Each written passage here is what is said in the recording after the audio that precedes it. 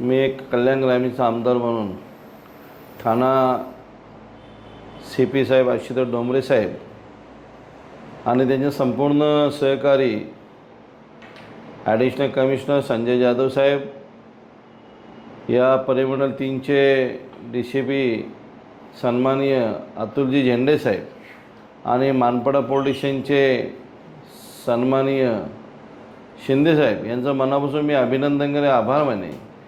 की आज पलावा खोनी येथे मोठ्या प्रमाणात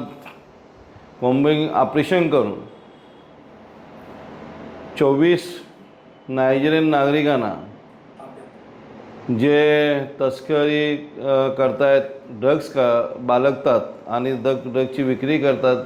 चरस गांजाची विक्री करतात आणि मग याच्या मोठ्या प्रमाणात नवी मुंबई आणि आपल्या या मानपाडा पोलीस स्टेशनचे सर्व पोलीस यांनी मोठ्या प्रमाणे कॉम्बिंग ऑपरेशन करून यांची धरपकड केलेली आहे. मी मनापासून अभिनंदन करतो की आपला हा ठाणा जिल्हा संपूर्ण ड्रग्स मुक्त, चरस गांजामुक्त झाला पाहिजे, अशी नशामुक्त झाला पाहिजे अशी मी आशा व्यक्त करतो आणि पोलिसांचं मनापासून अभिनंदन करतो. खरं तर नागरिकांना ज्याने कोणी घरं पलावामध्ये घेतली असतील आणि त्यांनी भाड्याने दिली असतील